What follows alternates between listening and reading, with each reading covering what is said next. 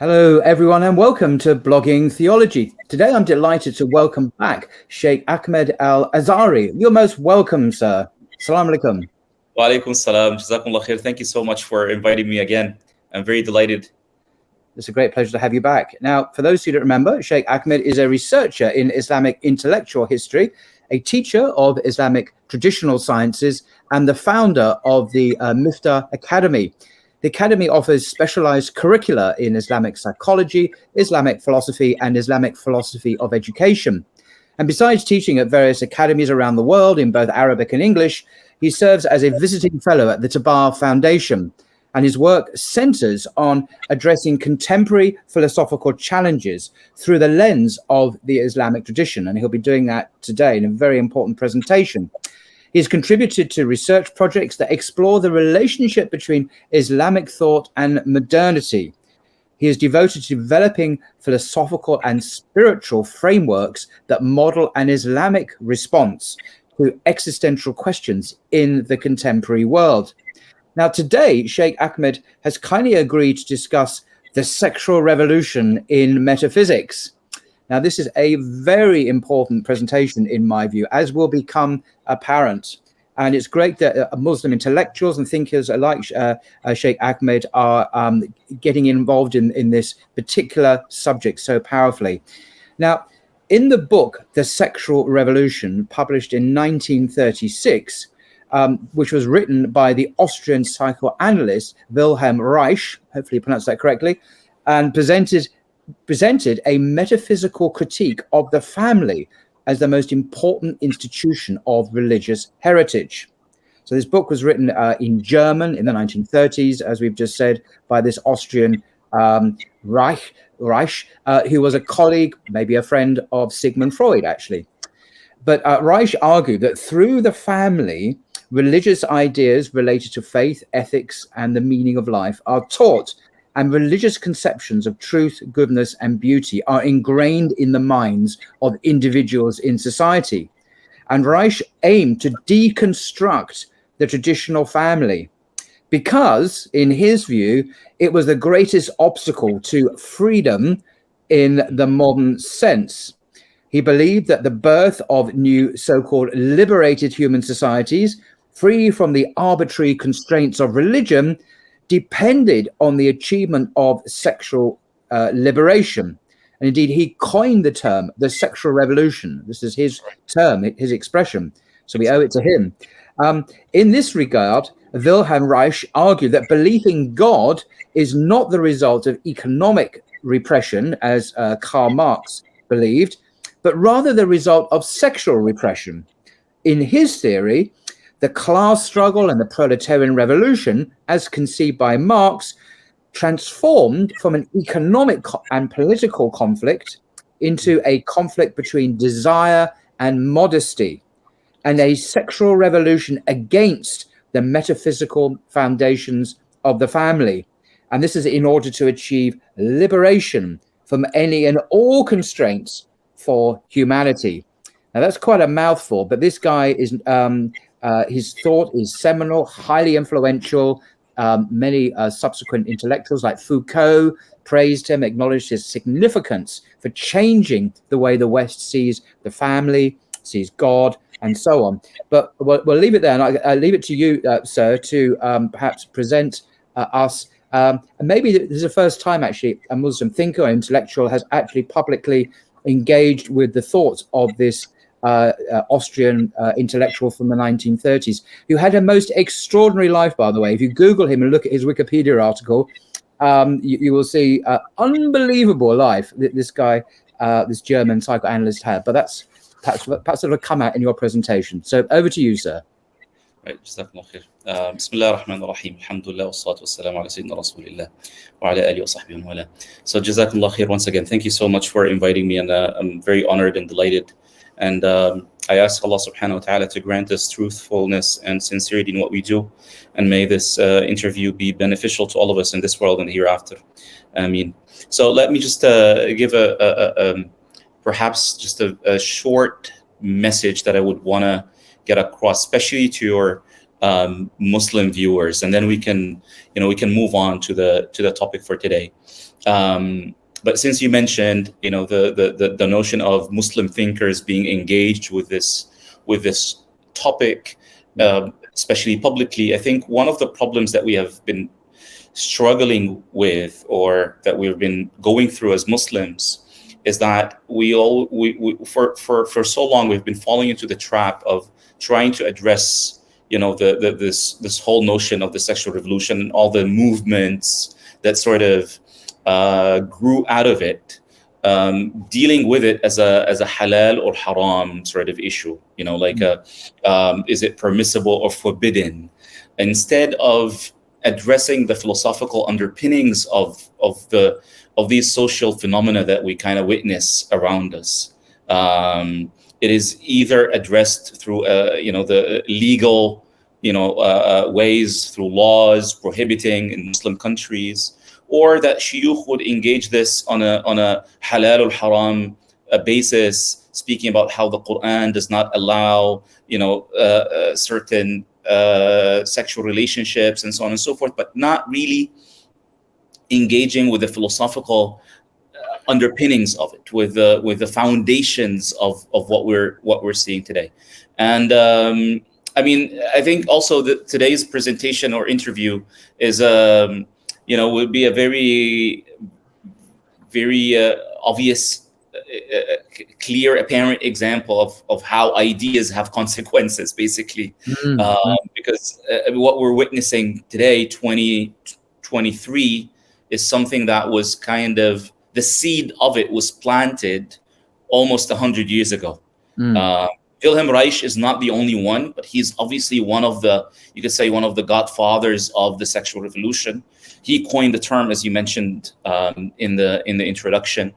So, and we'll see, inshallah, as we go through the slides, that he didn't just merely come up with the idea of the sexual revolution as an idea that is separated from philosophy. He had certain philosophical positions, and he based his positions towards sexuality and freedom and the relationship between these two and politics and so on and so forth, based on certain philosophical assumptions that he had. Now, perhaps I'll speak a little bit shortly, inshallah, during the presentation about Wilhelm Reich, and his biography. I wouldn't take too long with that. I mean, you mentioned people can Google, but I will mention what is necessary, basically, of his biography, inshallah, when we begin with the slides. So if you'd allow me, inshallah, that we begin with that. The sexual revolution, metaphysics. I mean, this is an ongoing project, a research that I started with Taba Foundation that I'm working on, and it was originally done in Arabic, by the way. But part of my work is actually to, I'm reading the different works of Wilhelm Reich and then translating the text to Arabic, because as we were mentioning earlier, that it's especially in the Arab world, Muslims are still, the way they look at the sexual revolution, they just see the surface of it. Before getting into that, I don't know if people could actually see the background of the presentation, and I noticed that. Yeah, I mean, this is basically the two graves. The one on the, I think there will be for the viewers, I think will be on the left, right? It's Hugh Hefner, who's who's basically the founder of Playboy, and on the right is Marilyn Monroe's grave, and I think it's quite astonishing how they both rounded up being buried next to each other, because so Marilyn Monroe, I think she was the first one featured in Playboy, and what happened is that at some point in her life she had to she was basically she desperate for money, so she had a photographer take pictures of her And then those pictures later on were bought by Hugh Hefner from that photographer. So the edition of Playboy that featured her pictures was something that the pictures were taken years before Playboy. And she mentioned how she was sad that she didn't receive even a free copy of it. Wow. What is really interesting is that the sexual revolution, as we'll see in the words of Wilhelm Reich, was about freeing the human being, and he puts great emphasis on the woman more than the man, and that women need to be liberated sexually. And when you compare the lives of Hugh Hefner and Marilyn Monroe, you could see how Marilyn Monroe, she lived a very miserable, sad life. Hugh Hefner, the man, basically, I mean, he was until maybe just before he passed away, it was like a hot shot, like somebody people are looking up to. Marilyn Monroe was more on the her life was more dramatic than Hugh Hefner's. And you could see how, I mean, I'm just using that because it has this symbolic meaning of that the sexual revolution rounded up creating more injustice for women than what it promised, right? It was about freeing the woman from the shackles of confinement that husbands are placing on their wives, and so on and so forth. And then it rounded up, women were more objectified than ever before, and still the men got around with things. So it's just very symbolic how she was obviously buried there before him, and then I think he bought that place next to her, and then he was buried there. Yeah. Interesting. Yeah. So coming to Wilhelm Reich, who's one of the godfathers, if not the godfather of the sexual revolution, born right at the end of the 19th century, in an area, Glacia, I think, or is modern day Ukraine. He passed away in Pennsylvania, died in prison because he was accused of forming an illegal cult. And not without, I mean, there's a good reason why I looked into this, and there's very good reasons why he was in jail. I mean, this wasn't some kind of persecution of some poor Austrian psychoanalyst. The guy was involved in the most unbelievable activities, which maybe you'll come on to. Right. Yeah. I mean, he was okay. So he was trained as a psychoanalyst, and there was a point of time in which there was a departure between him and Freud, and we'll come to it. And then there was some point where basically Freud, after he was embracing him, and he was part of their society in a sense, he was afterwards kicked out of from there. Freud kind of refused his presence. Now, Wilhelm Reich, the sexual revolution is tied to other works of his. He had a certain philosophy regarding you could say even the human physicality, basically. And this is why, for those of viewers who'll be interested later on to read into his works, I mean, they're tied together. So, if you're reading the sexual revolution, you would also have to read into the function of the orgasm, which was published before that. And you could see it's very interesting. I mean, before he wrote The Sexual Revolution, he wrote a book called The Function of the Orgasm, because many of the things that he would write in The Sexual Revolution are really based on how he views the function of the orgasm in the human life and in the human existence. And he believed in a form of an energy, without getting into the details because we have a lot to cover. But he believed in a form of energy that is called the orgon, and basically this orgon has to be emitted from the person. It cannot be repressed whatsoever. It has to be emitted and then it also received. So it's reciprocal in a sense. And that sort of like cycle. And I'm kind of dumbing down a little bit also his ideas just to make it easily digested. Through that sort of reciprocal, or through that cycle of emitting the organ and then receiving it, is where, human health and vitality, and also mental well-being. And this, we need to underline mental well-being. We're gonna need it, inshallah, as we move forward in the interview. He basically claimed that every time there's a failure to discharge the organ, that could lead to neurosis in adults. And this is very important because I think there will be a trend, and it will materialize in my hypothesis, or in my estimation. It will materialize in the West very soon, where those who oppose the sexual revolution obviously the sexual revolution has different manifestations, but those who refuse it will eventually be accused of neurosis. And maybe, I don't know, maybe one day be required to attend therapy because of that. And you will see. I mean, you will see in his language how he addresses things. To sum up this part of the presentation about Wilhelm Reich,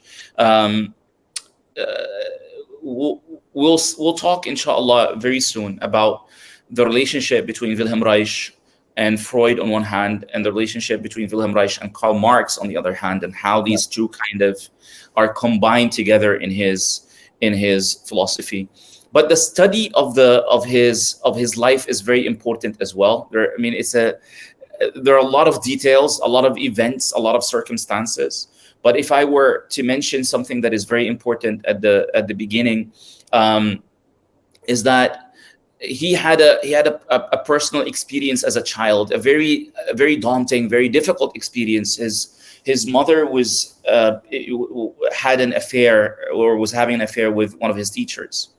And he knew about that for a period of time, and he then brought it up to her that he will inform his father. And then his mother was, I guess, so scared, and it was fearing that he would tell his father. And the story kind of built up to the point where that secret being revealed, she committed suicide. So I guess he kind of lived his life with that guilt, that he was in a sense the cause for his mother's suicide, which is a very terrible experience for any child to go through, to feel that they're the very reason why their mother killed herself. So it was a very difficult childhood. Now, I mean, afterwards, I mean, he went to different schools, and he traveled outside of, Glacia. But I think that event in particular is very important, and it kind of shapes, in my view, many of his positions afterwards. I mean, later on, I mean, you mentioned about the cultish experiences that he had in Pennsylvania, or in the U.S. in general, not in Pennsylvania. Apologize. It was rather in the west of the U.S. West Coast. But he rounded being in jail in Pennsylvania. But part of his, I mean, he had certain views about extraterrestrials. He had certain views about the organ that I mentioned earlier. He kind of designed this metal kiosk that. And he believed that that being in seclusion inside that in that kiosk, it kind of revitalizes the organ in one's body, and there are a lot of details getting into that. But by the way, sorry, I was just saying I was shocked to when I was doing a bit of background reading on this, that Albert Einstein of all people met with Reich and actually seriously entertained this idea for several hours. There was a big meeting, and in ongoing exchanges, I think Einstein quickly realized how bizarre and discredited his ideas were, and stopped any contact with Reich. But for a while, he took him seriously. Einstein himself did, in America, I mean. Right. Because I mean, he speaks like a scholar. I mean, when you read his works, I mean, it's they're sophisticated works. I mean, it's not like a necessarily like an easy read. So he designed that a device of his, you may call it, to revitalize the organ. And his house until this very day, I apologize that I didn't put pictures of that, but his house until this very day, to my knowledge, can be visited. It's like almost like a museum. Wow. And people visit, they can see the devices that he made and so on and so forth. So I mean, again, there's a lot of details to mention in terms of in his biography. So I would just refer readers or viewers rather to read more about his life. Yeah, as I say, if you look at the Wikipedia article, it's actually very scholarly, lots of photographs. You can read about his meeting with Einstein, and you can read about Kate Bush, for example, and how she, one of her, she's a very famous British pop star, and how she actually, one of her videos was about his ideas, but that's a different subject. So his influence on popular culture, I mean, it was quite widespread, not just in the intellectual world, but in the wider society. Right, correct. And there's a very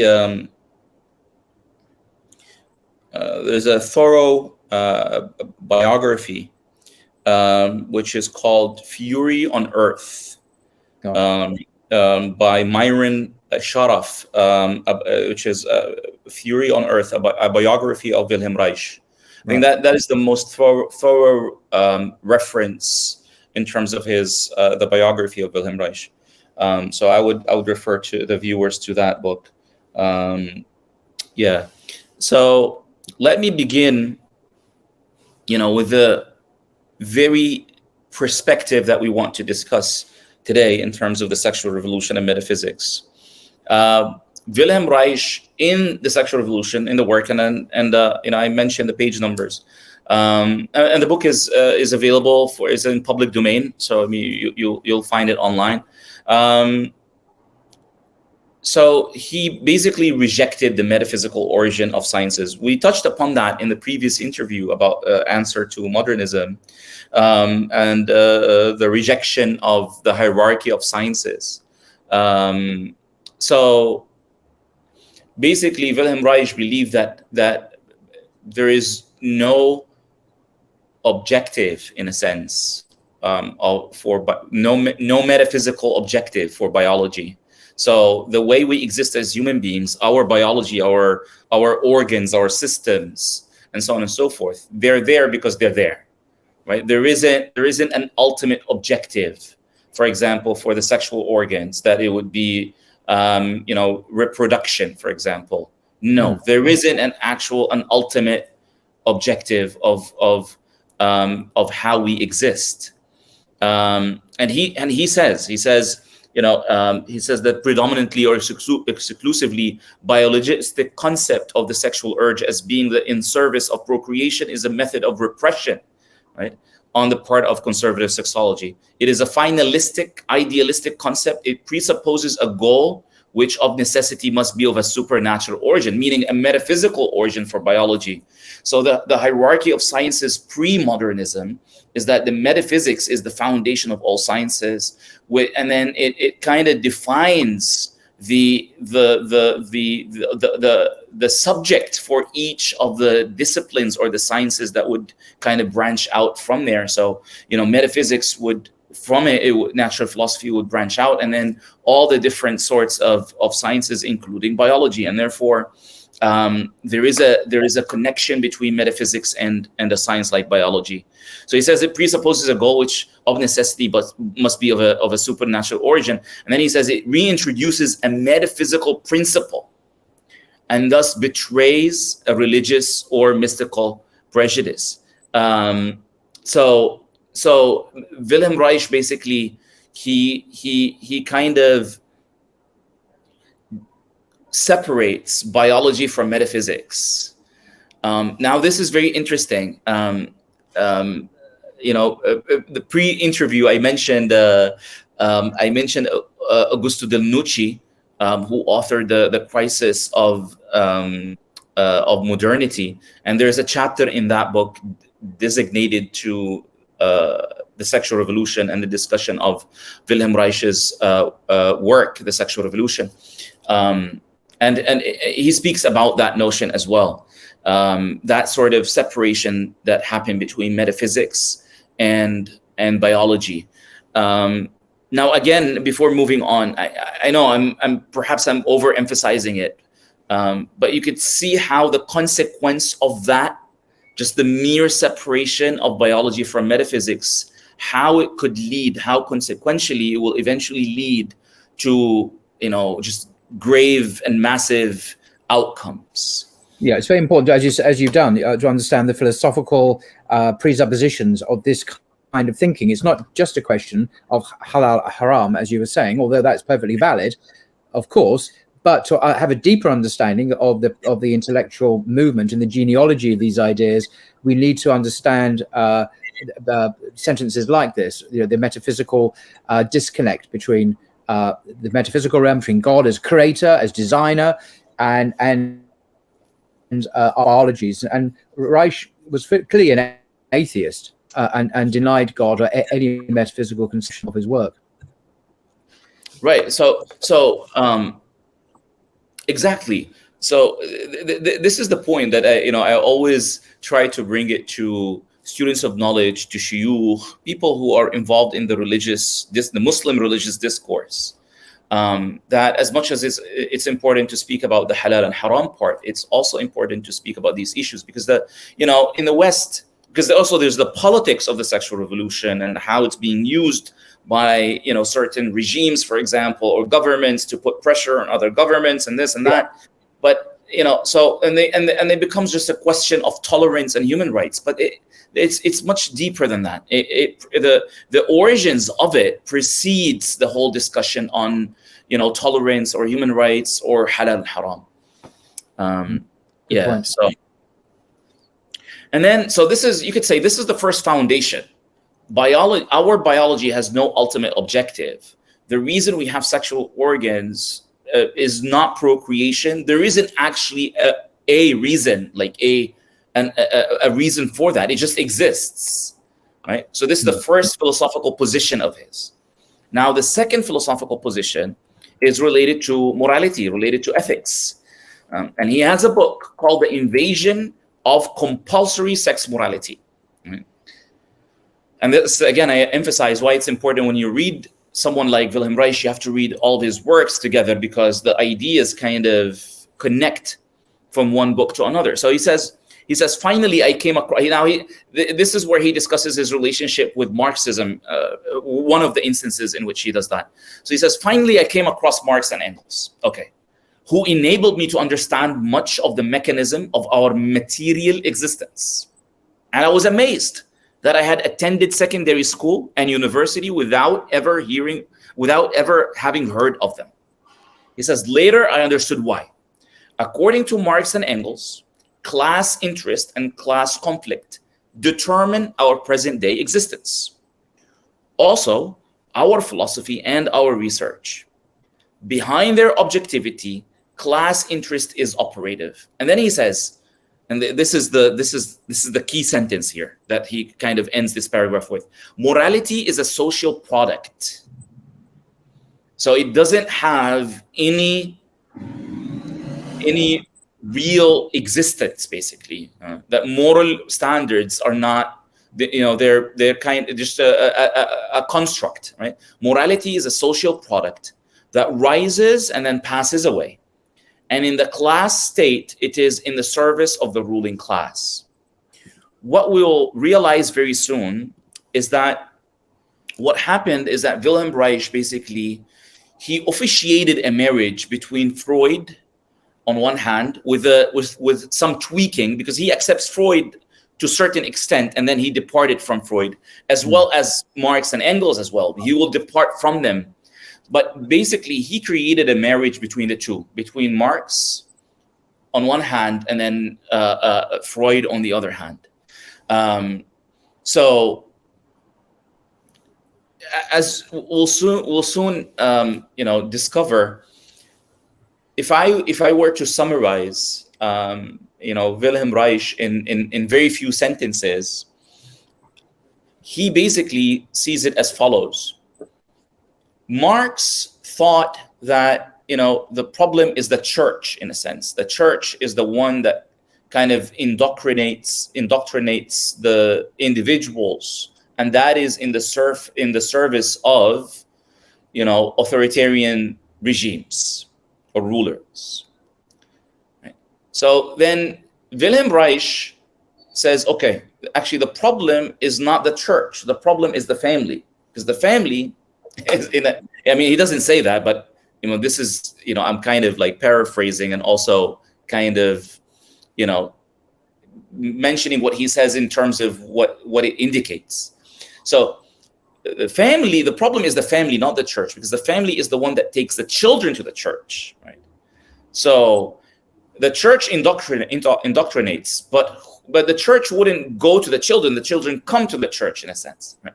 So the family is the one that rounds up serving the authoritarian regimes or rulers, right? And in a sense, he sees that regimes or authoritarian regimes, they're not using the religious institution. They're actually using the family institution, so that the family institution would create moral standards that would eventually benefit the rulers. And therefore, morality for Wilhelm Reich is not, there are no absolute moral standards. Moral standards are just, as he mentions, they rise and then pass away. They don't have an actual ground in terms of in terms of truthfulness or being absolute. And this is the second philosophical position of his. So the first philosophical position, there is no ultimate objective of our biology. There is a disconnect between biology and metaphysics. Number two, that morality is a social product. It rises and passes away. And he kind of proposed, what he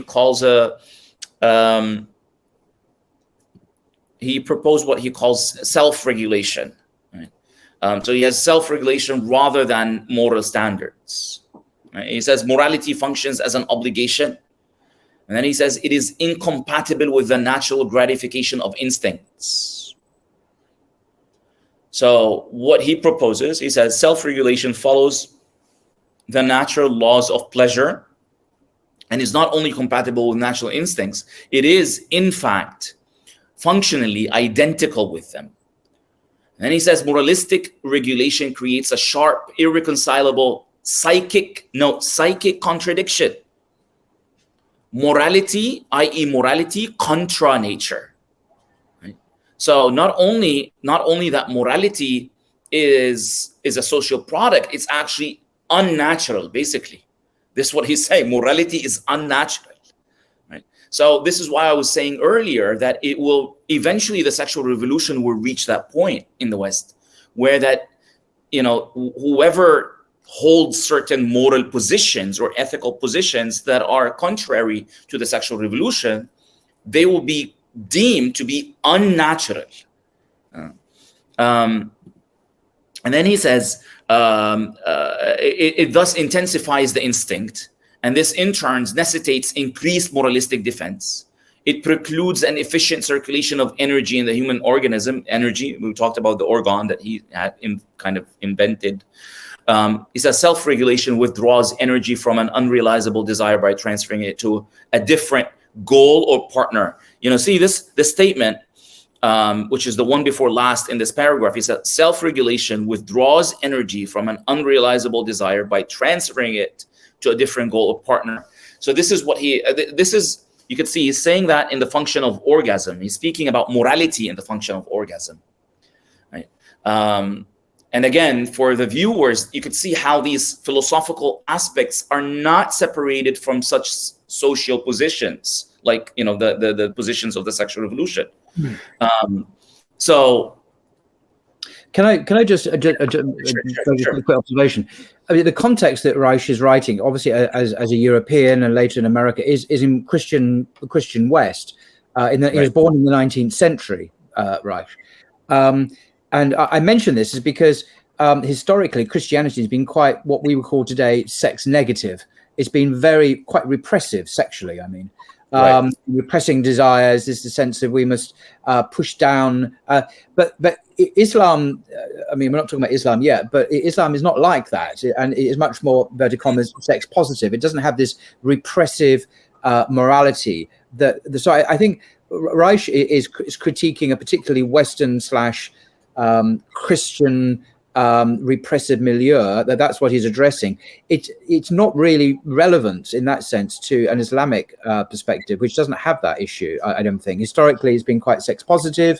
There hasn't been this repressive morality at all.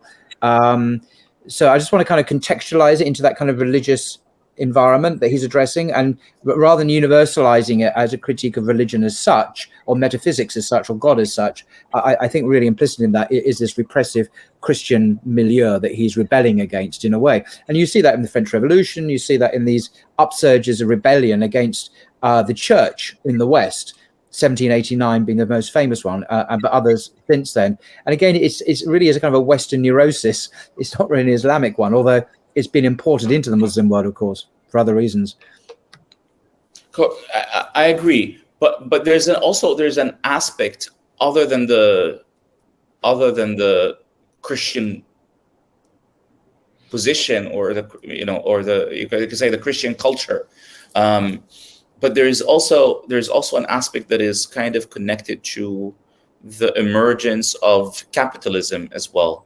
Because I mean, I didn't include that in my presentation. Interesting. But I mean, I'll mention it. But it's in there. It's in there in the sexual revolution. He speaks about the relationship between the sexual satisfaction of the wife in a capitalistic society, and he connects that to the nature of modern jobs, right?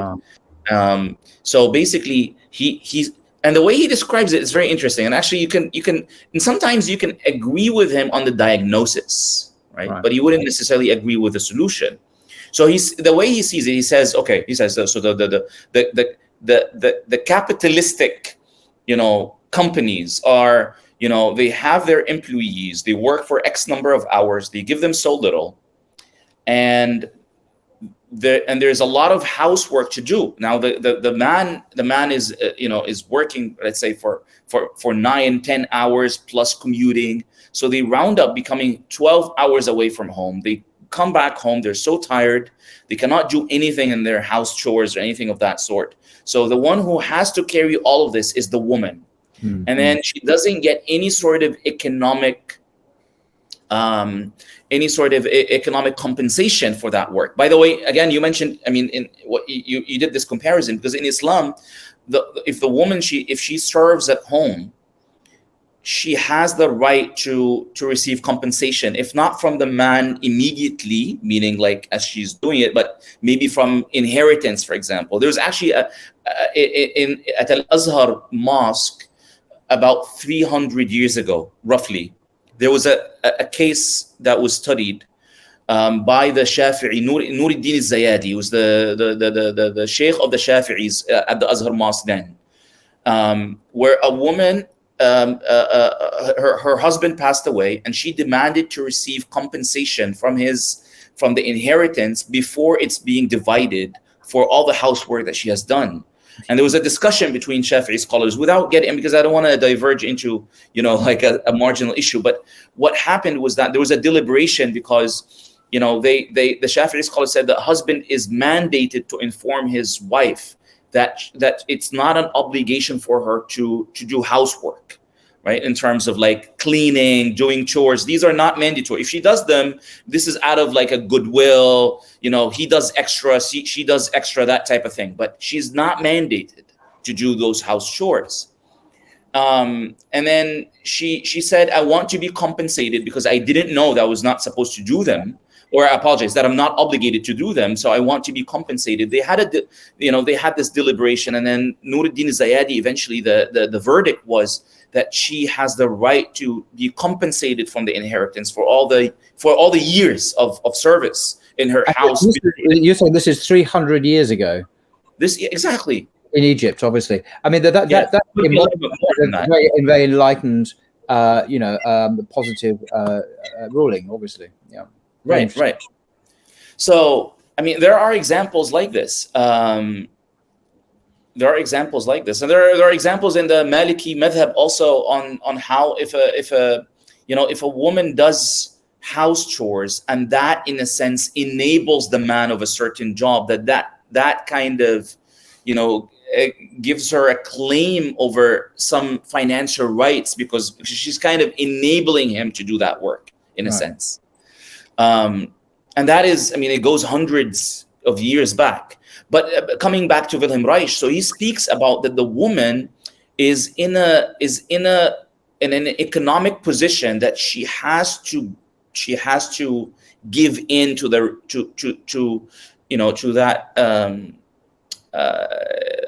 sexual confinement, as he might call it, or repression, that she might not be satisfied sexually in the marital relationship, but she has to live with it in a sense, right? Why? Because she needs the man financially, and she is she faces that dissatisfaction, and she faces that oppression in terms of the sexual oppression. And then he speaks about another sort of oppression that the woman goes through, is that she has to do those house chores to enable the man to be financially capable of having money to open the household. So I mean, there's the whole dynamics between capitalism and and he connects that to the sexual relationship between the husband and the wife. So that nature of capitalism is in the Arab world, or the Muslim world rather. I apologize, I keep saying the Arab world because I come from the Arab world.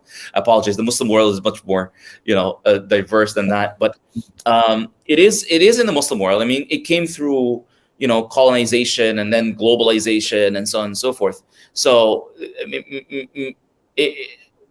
and this is the issue that modernism, we kind of in the Muslim world, we sort of, it was infused in the culture without people realizing. So coming back, he promotes self-regulation, instead of moral standards, and he sees that self-regulation, this is more in line with nature. Now, we said that he was connected with Freud. Freud maintained that sexual repression is necessary. He says Freud maintained that sexual repression was the most important prerequisite of cultural development. Culture was built on repressed sexuality. That's Freud's position. Now, I mean, Freud sees the sexual desire as the primary motive for human decisions, basically, in a sense. And Wilhelm Reich agrees with that. But then Freud sees that there needs to be some form of a sexual repression for civilization or for development, to cultural development to exist. But then Wilhelm Reich says no. He disagreed with Freud on that. He said, for a time one could accept this, but eventually, he says, for a time one could accept, because this is what maybe he had done. I mean, he accepted, the whole Freudonian, a paradigm. And then at some point, he says, but eventually it could not be overlooked that the sexually ill, neurotic person was culturally by no means the equal of the sexually healthy, gratified person. Now, you could see how I really want the viewers to know the language that he's using. It's very important. He says the sexually ill, neurotic person was by no means equal of sexually healthy, gratified person. So he departed from Freud on that. And then he says, since my clinical work had firmly convinced me that the sexually gratified man is also more productive in the cultural sense, I could not possibly answer the above question, which is sexual repression is an indispensable component of cultural development. He says, according to Freud's line of reasoning. So he departed completely from Freud on that aspect. And then he falls into what we call the naturalistic fallacy. This is another aspect of, you could say, of philosophy in the sexual revolution. He says the first prerequisite for healthier human and sexual relationships is the elimination of those moral concepts which base their demands on allegedly supernatural commands, on arbitrary human regulations, or simply on tradition.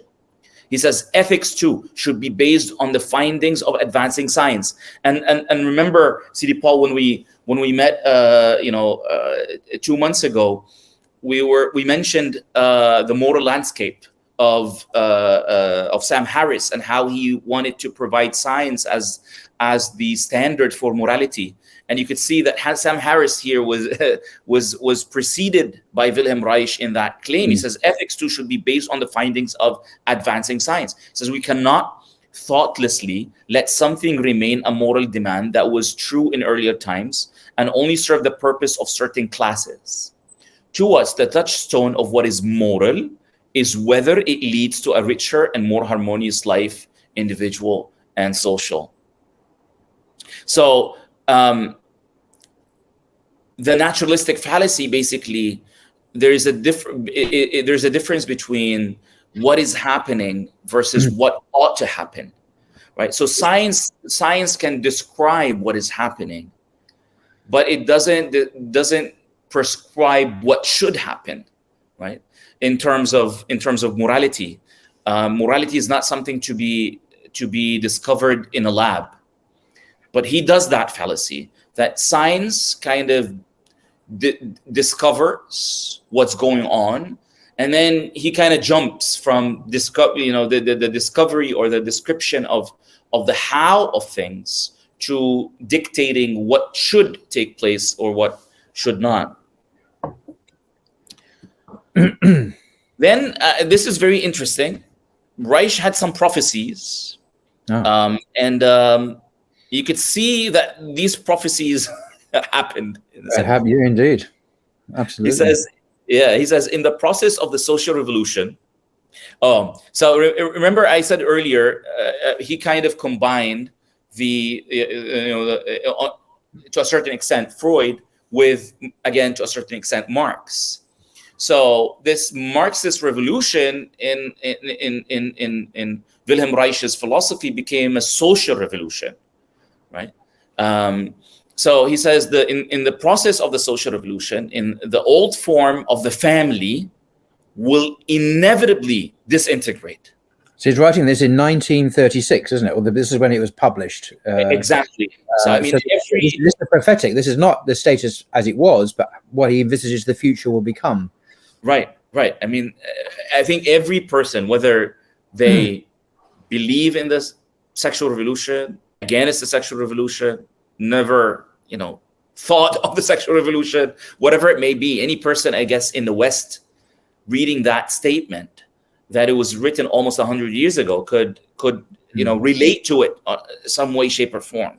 Mm-hmm. It says in the process of the social revolution, the old form of the family will inevitably disintegrate. The family feelings and attachments of the masses, which nevertheless continue to exist, must be taken into account through ever repeated public discussion of the problems as they come up. So, tolerate, people when they voice their opinion that there is family, disruption in a sense. Accommodate them as they scream they scream out their lungs because families are so detached. Just accommodate them, but the families will disintegrate.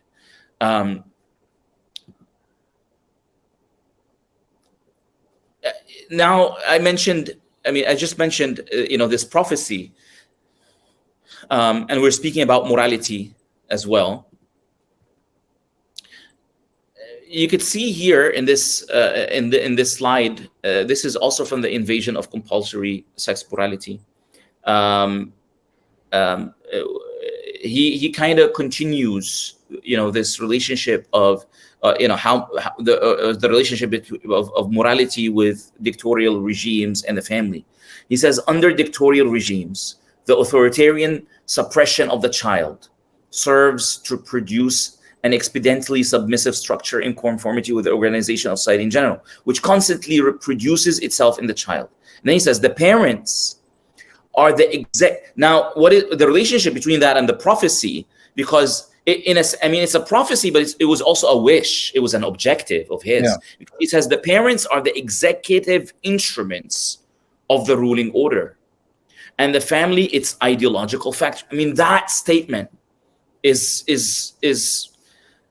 so amazing in a sense that it says the parents are the executive instruments of the ruling order, and the family its ideological factory. So you could see when he says that with the social revolution, what will happen is that families will disintegrate.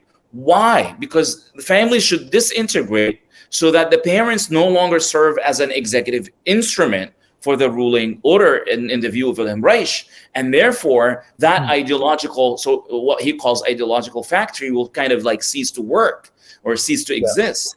I think just thinking of one very recent example, perhaps, of that is the way that families, parents, I should say, in the West, whether it be France or Britain or many places in America, have had their role as educators taken away, and that function is given to the state. So when it comes to highly controversial concepts like LGBT and so on, this has now been enforced on children in schools, but parents are usually denied the right, in America that has been the case, to withdraw their children from this, so that they are no longer the executive instruments of the ruling order. The family is no longer the ideological factory. The state has become that. The state is the ideological factory now, and parents have had their powers to be executives removed.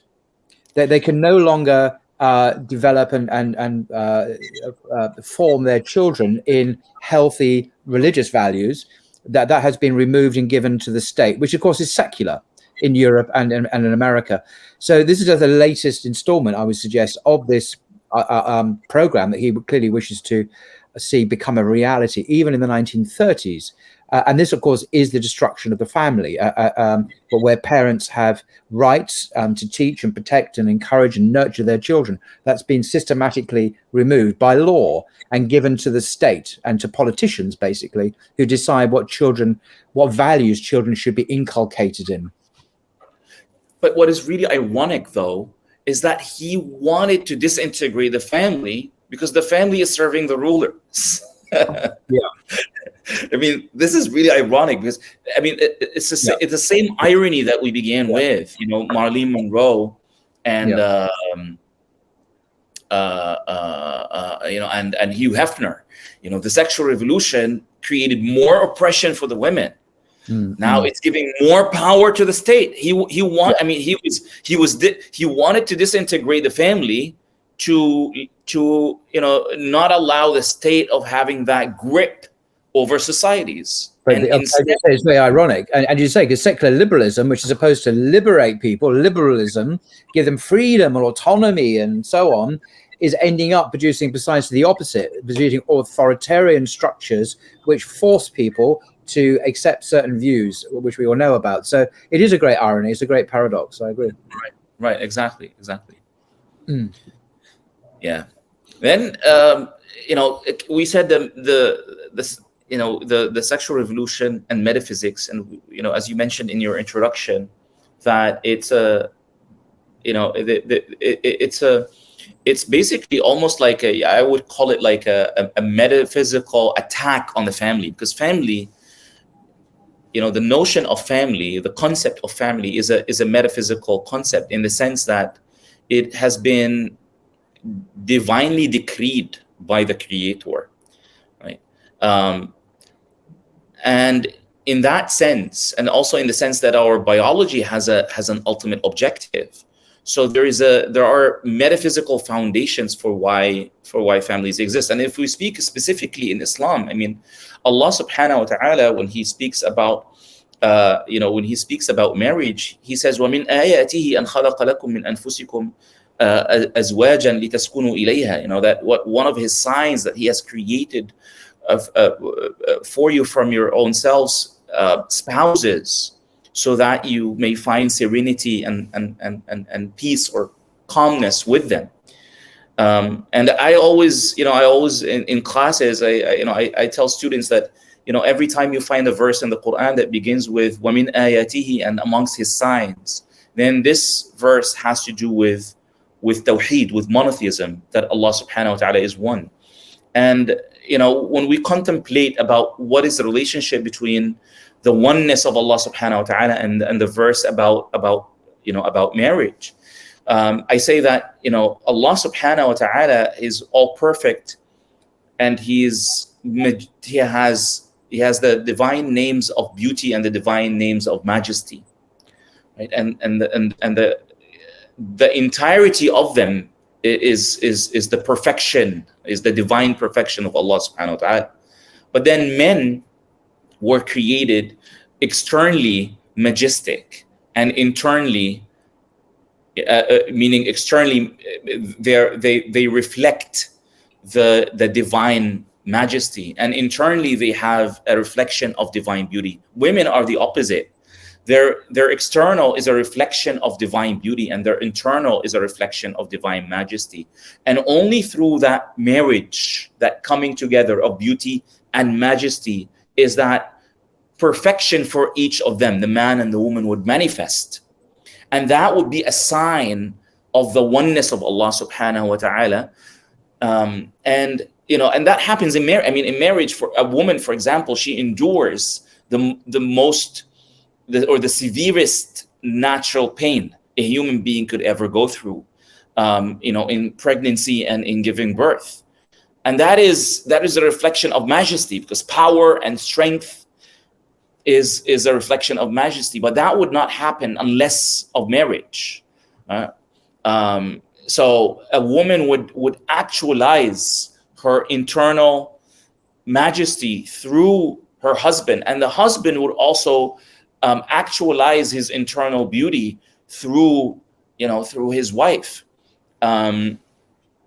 So marriage is in a sense is a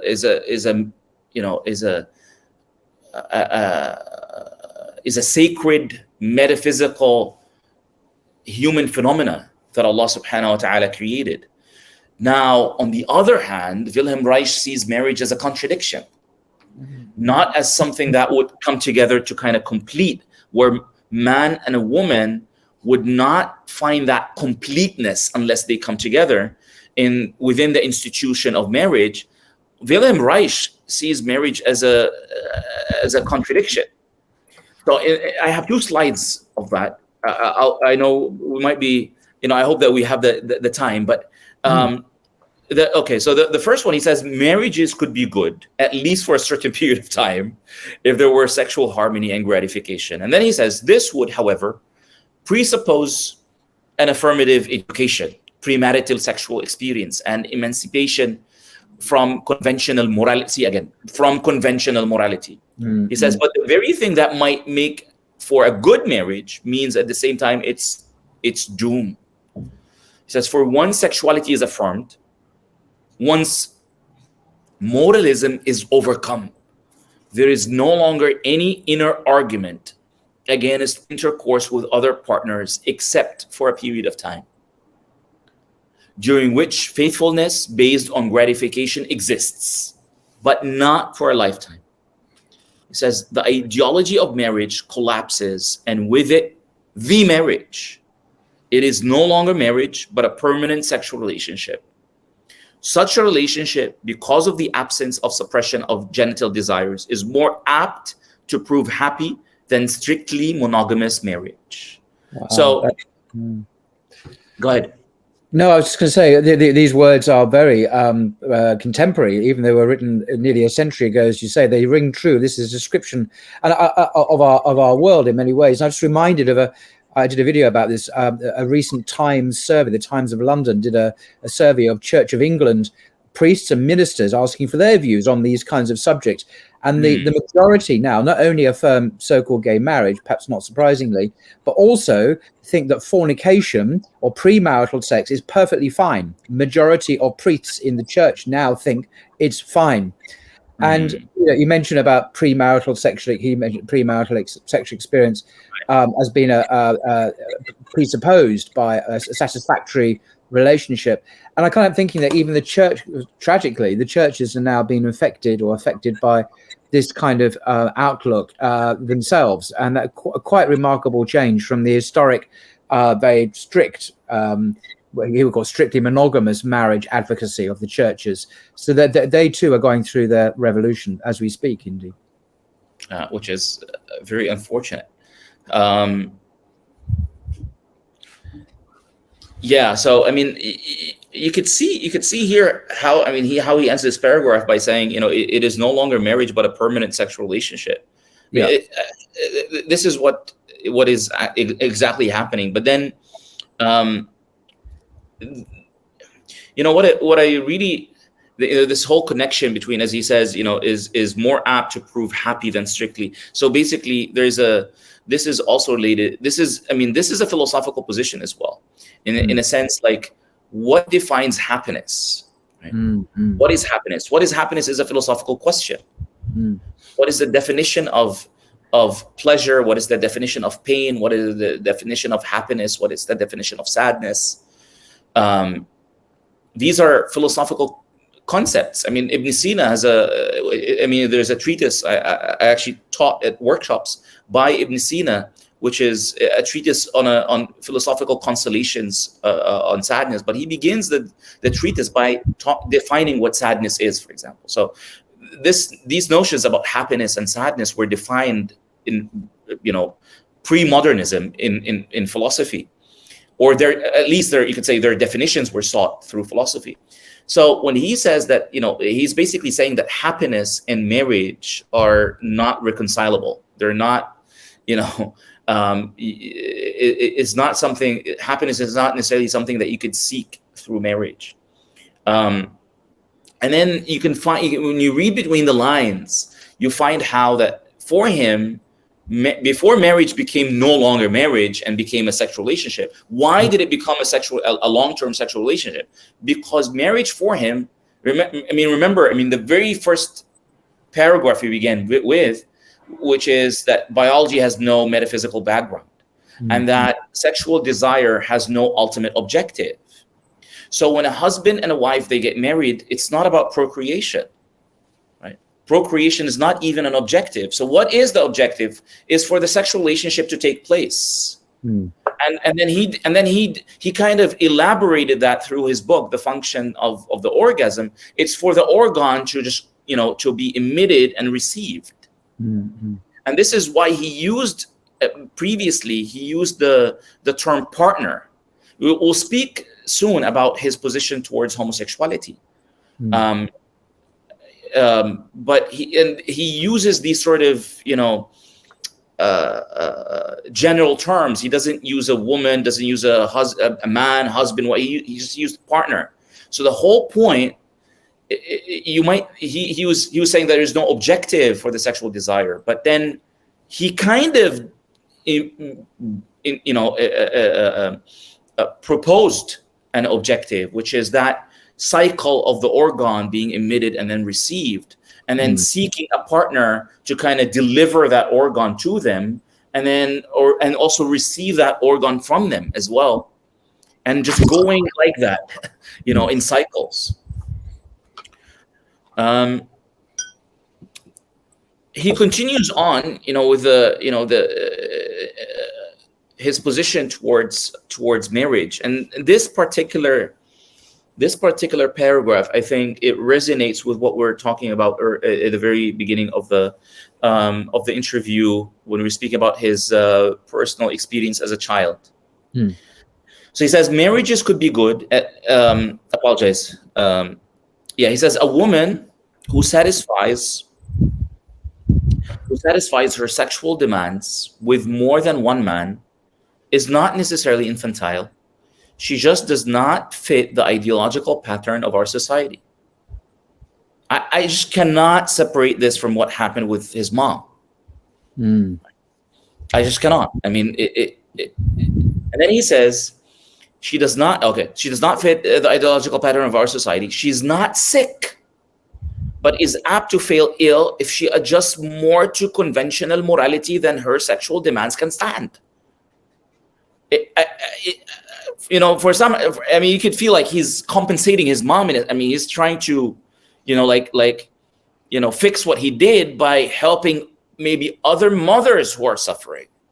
I don't know. Like it makes you think, like, if that was connected to his childhood experience. So, but anyways, he says she's not sick, but is apt to fall ill if she adjusts more to conventional morality than her sexual demands can stand.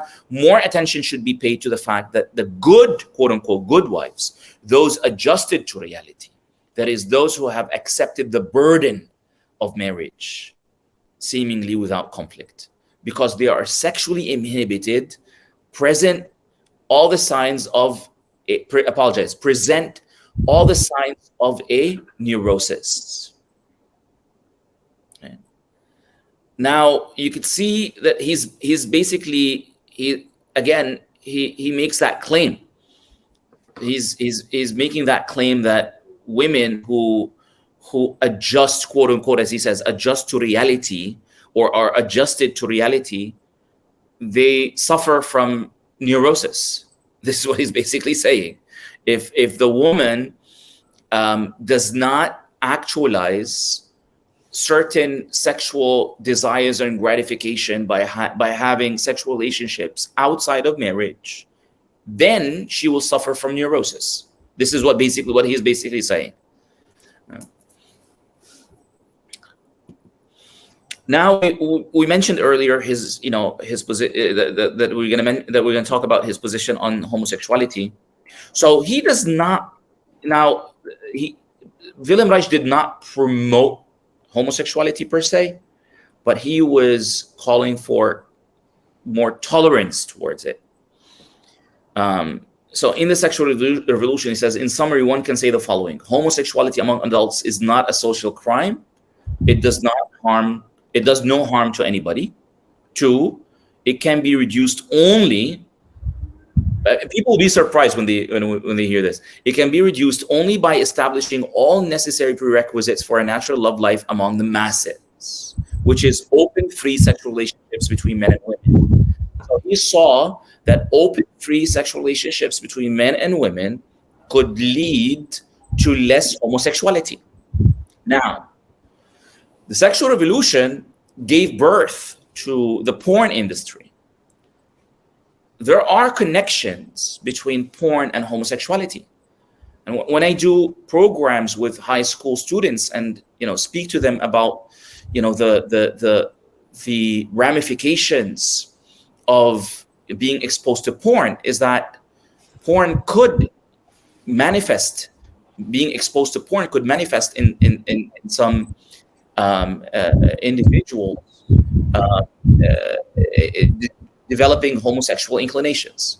Now, I'm not saying that homosexuality is necessarily caused by porn, and I'm also, by the way, not saying that genes doesn't have to do with it either, because at the end of the day, any phenomena is not based on a single factor. It's usually a host of things, right? It could be some sort of a potential, a genetic potential, plus certain nurturing, plus certain, being exposed to certain things. I mean, it's not any human phenomena is very complex. It cannot be, you cannot pinpoint a single factor that caused it and not any other. But I tell the students, if you have any sort of, any sort of potentials. You would not know. And if you're exposed to porn, then that sort of homosexual tendencies could then manifest.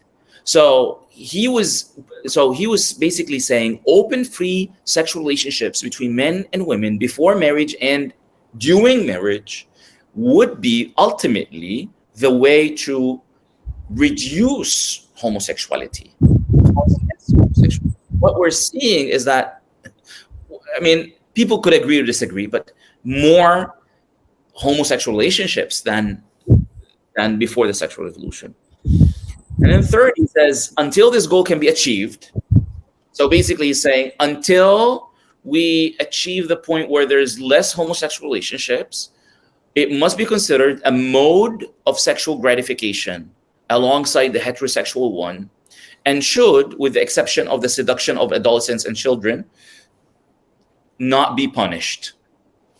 So that was his position towards homosexuality. He did not promote it, but he was actually promoting tolerance towards it.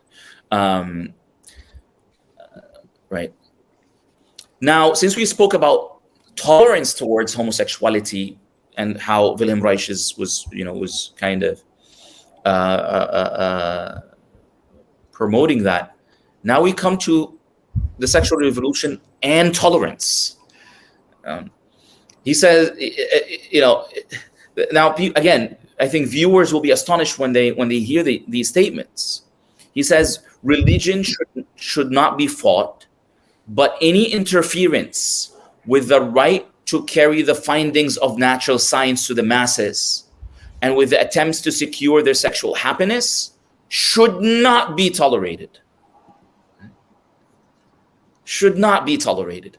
Then it would soon be apparent whether the church is right in its contention of the supernatural origin of religious feelings. However, children and adolescents should at all times be rigidly protected against the implanting of sexual anxiety and sexual guilt feelings.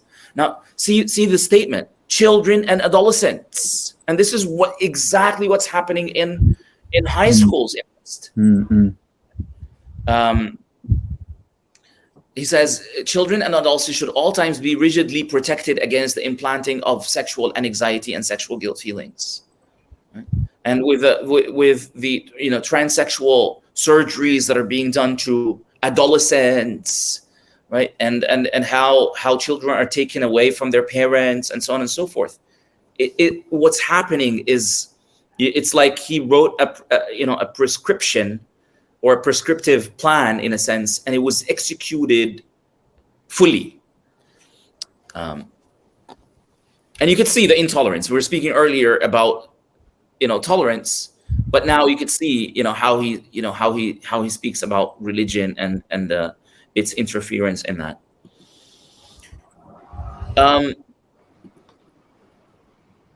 So, I mean, we have two more notions before we finish. One is the political revolution and the sexual revolution. And the reason I mention this is that some young Muslims, what happened when during the Obama administration, when there was a social media trend, hashtag called Love Wins. Many of the Muslim youth, especially in the Arab world, they kind of participated in that trend, and they saw that as a form of tolerance and freedom. Now, when we mention, and this is very problematic, when shuyukh, when they speak about that there is a relationship between the sexual revolution and politics, usually young Muslim youth, they say, this is conspiracy, right? There's no relationship between the two. Love wins or things like that are not used for political aims. It's just mere freedom, mere tolerance. There's no politics into it. But when we, if you were to bring back the slides, when we look at the words of Wilhelm Reich here, he says, we must learn from the Russian Revolution that the economic revolution, the social ownership of the social means of production and the political establishment of social democracy goes automatically hand in hand with a revolution in attitudes towards sexuality and in sexual relationships. Let me repeat that again. He says the social ownership of the social means of production and the political establishment of social democracy goes automatically hand in hand with a revolution in attitudes towards sexuality and in sexual relationship. He says, like economic and political revolution, the sexual revolution must also be consciously comprehended and guided in a forward direction. So he did not see a separation between the social political revolution and the sexual revolution. In fact, he saw that the sexual revolution is a necessary prerequisite for the economic and political revolution. So when certain administrations, use that, it's not for mere human rights and tolerance. There's certain political agendas that goes with it. Now, last but not least, we mentioned at the beginning how ideas have consequences, and maybe we spoke about in the answer to modernism episode, we spoke about how metaphysics is connected to everything, basically. Now, Richard Williams, an author of Sex and Buildings, he speaks about the relationship between the sexual revolution and architecture, right? And again, how you can see how philosophy influences everything, basically. So he says, Richard Williams, he says, Californian modernists, meaning modernist architects like Neutra, buildings could condition the libido.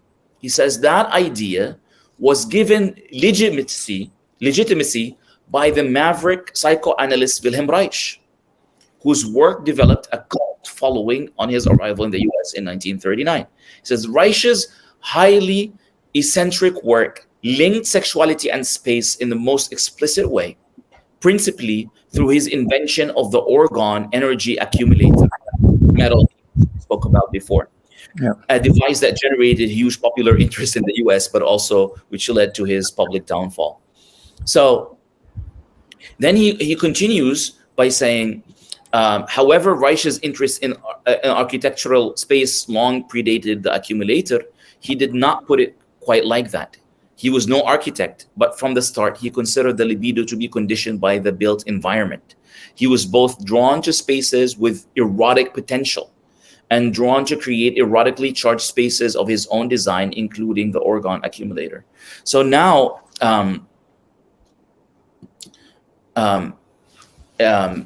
with this architecture, if people Google Neutra architecture, and they can look at the condos and the villas that are present in California, and how they're designed with small pools.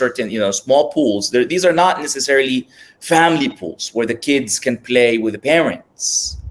Right? These are pools that are designed for erotic relationships, and these Neutra, the designs of these villas. I mean, again.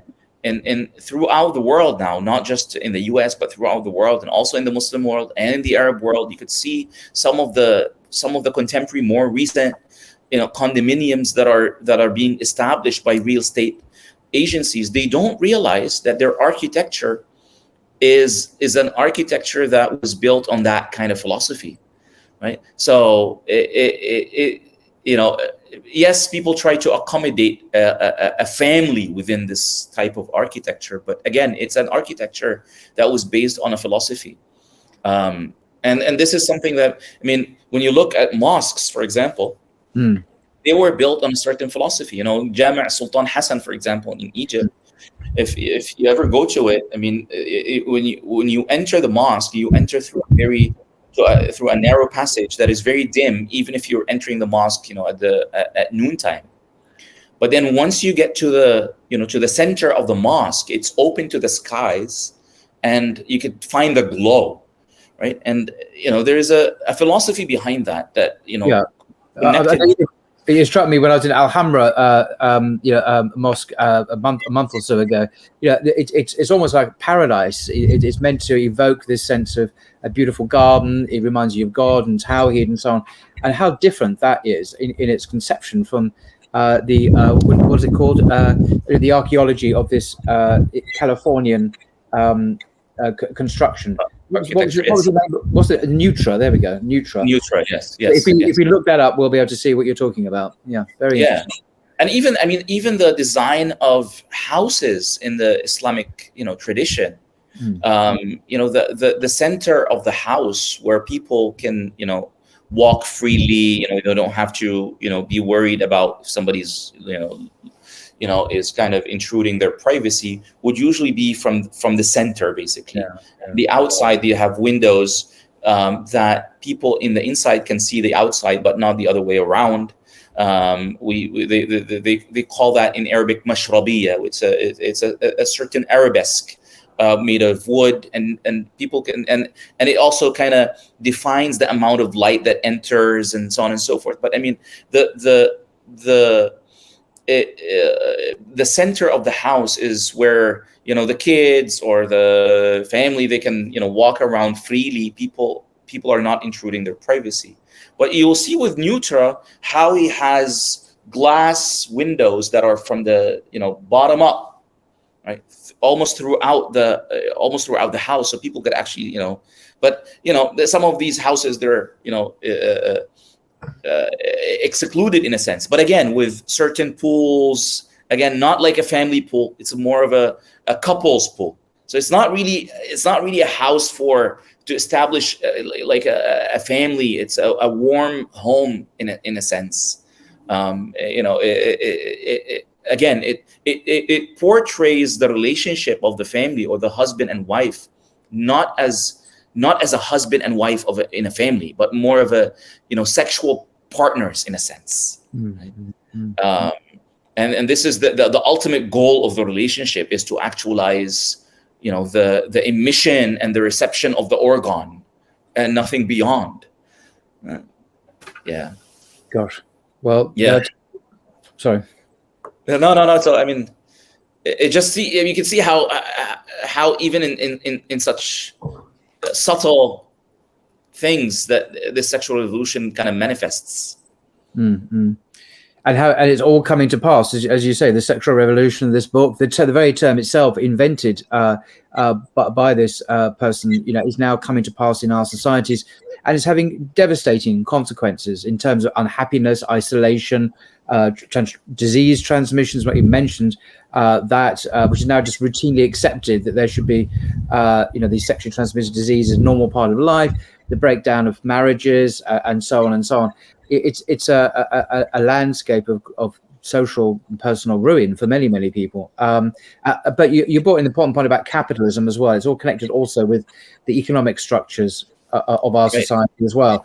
Very, very important point. It's not just culture; it's all interconnected, as you say. And we haven't gone into this in this video because we can't. It's too different. But the Islamic alternative, even historically, we're just looking at the Ottoman experience and so on, is so different. And there's so much there that the West and we could all benefit from, and just learning much more wholesome, healthy, godly patterns of life, which facilitate real happiness, which is not based on genitals so much, but on deeper concerns of peace and happiness with God, and so on. There's a much richer, deeper spiritual understanding of what it means to live in society. And the West has just lost that. It's completely gone. But Islam is the only alternative that I can realistically see on the horizon, offering the world an alternative to this. So I think one day it will look for healing and restoration and wholeness in the Muslim world, if the Muslim world can get its act together in the meantime. And exactly, I was saying if we can be ready for that. Well, maybe that's the point. Maybe that's also what one of your missions in life is to help prepare the world for this alternative, which is a very real, deep, and tested alternative. It's just something that has lived in the lives of countless millions of Muslims for centuries. Right. I mean, there is in that sense there is empirical evidence. No, but it's interesting that you mentioned 300 years ago this very interesting Sharia ruling in Al Azhar in the Shafi school. Yeah, it's examples like that that really speak huge volumes, I think. Yeah, correct. Yeah, I mean, some people don't. I mean, I find even Muslims, when they hear of this, they get really astonished. That it's actually an obligation on the man, to mention that, in the beginning of marriage, that any sort of work that is done at home is something that as a wife, she's doing it. She's doing extra than what is an obligation of the marriage. But again, I think, coming back to, because that was also prior to the invasion of modern day capitalism in the Muslim world. But you could see, there were more rights for women back then. But now the problem is that again in the Muslim world, how to disentangle, in a sense, this whole thing, because what has been going on, unfortunately, with the invasion of capitalism. I know this is a little bit diverged from our topic, but with the invasion of capitalism in the Muslim world, some of the you could say effects of capitalism were given, you could say, a religious cover, a religious packaging. And this is what is, I get into discussions about feminism and Islamic feminism and this and Muslim feminists and this and that. I always say that, because some people who work in the religious discourse and preaching in the Muslim world, they're so alarmed by the increase of Muslim women being more feminists in the very Western sense of the idea. And obviously there's a whole spectrum. I know I'm kind of, I generalize, but I realize that there's a whole spectrum of feminism, but there's a rise in the feminist movements in the Muslim world. And this is something I learned from one of my teachers, that actually what happened through the last century is that unfortunately many, I'm not saying all, but many Muslim preachers, shuyukh, they instead of defending women by Islam, they say we defend Islam, but they weren't willing to defend women by Islam. Like that Shafi'i jurist 300 or actually over 300 years ago. It is over 300 years ago. So instead of trying to defend women by Islam, and there was a case of a Muslim young lady who was raped by her uncle, and when she brought up the issue to her father beat her up. So she went to the imam of the mosque, telling him that she wants to file a court case against her father and her uncle. He told her, if you do that, she's in the West. I will not mention the name of the country. He told her, if you do that, if you take him to a court, this is a non-Muslim court, and you'd be seeking aid from a non-Muslim over a Muslim, and that's an act of disbelief. So he was, and you're asking for secular intervention in Muslim affairs and this and that. So that woman, that young girl, young lady, she saw that imam or that sheikh, he's more concerned about, Islam than to defend her by Islam. Yeah, and justice is justice, of course, whether it's done by a Jewish court or a Christian court or a Muslim court or a secular court. Justice is justice, and if it can be obtained, anyway.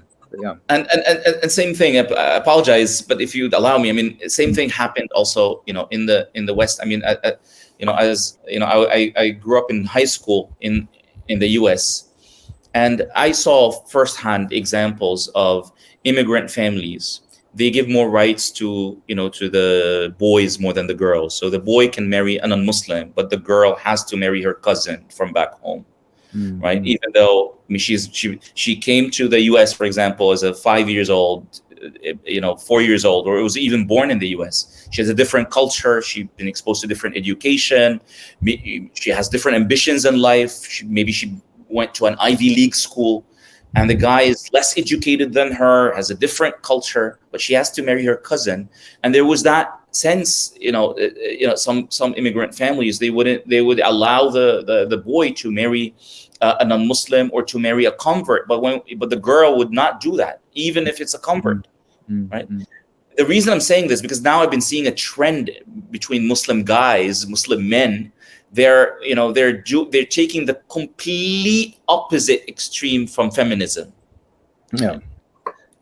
So we go back.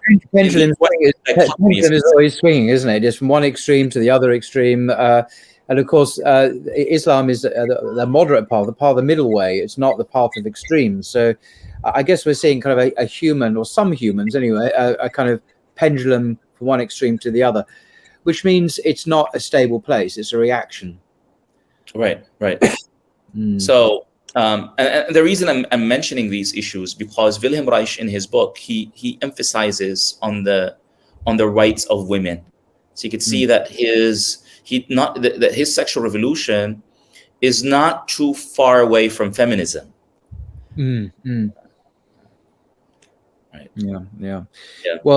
Well, thank you for that. And I said in the introduction that your work is centered on addressing contemporary philosophical challenges through the lenses of the Islamic tradition. And I think it's a really important work you're doing, and I wish you well in it, and all power to you in educating us and bringing the deeper issues involved, rather than, as you said before, the halal or haram issues are real, but there's a whole other dimension there which we need to become aware of, rather than simply seeing it in legal terms, but understanding the substructure, the philosophical, metaphysical underpinnings of what's going on around the world in our lives. So this is a really important work you're doing, and thank you very much indeed again for your slightly disturbing introduction to this Austrian guy. I don't mean your introduction is disturbing, but the man is slightly disturbing.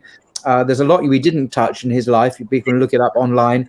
I think it would be accurate to say that most of his colleagues ended up thinking he was insane. I mean, that's the word that's been used. So he was not perhaps insane at the beginning, but at the end of his life, he'd literally gone mad. And that just reminded me of people like Nietzsche as well, a brilliant, thinker, a prophet of modernity in some ways, postmodernism, early years, a fantastic scholar who just went insane, literally. And I don't know if that's intrinsic to the process they went through, or for some other reasons, I don't know. But anyway. Yeah. Yeah. I mean, and you could see, like, I felt what happened to him as a child kind of maybe really affected, his whole life afterwards. I don't know, like how he used to internalize what his mother's suicide afterwards. Maybe other people who committed suicide in his life because of him as well. This wasn't a one-off thing. There were other people who, wives and so on, who killed themselves. It got worse, actually. This wasn't just in his childhood. Actually, to be honest, one of the reasons, I'm saying this now, but one of the reasons that I didn't really delve into all the details, on one hand, that would take a lot of time. Also, because people might say, okay, this is an ad hominem, you're attacking the person, right? So there we go. We talked about the issues as they were raised in his books. And you're right. It was his ideas that had a big influence. So Foucault, I mentioned, credits him with a big influence. So this is on the intellectual level, and we see a top-down, trickle-down effect culturally from these extraordinary, powerful ideas, potent ideas in the West, and how ultimately, as you've shown very, very clearly, how our culture has been affected by them. So, yeah, we can.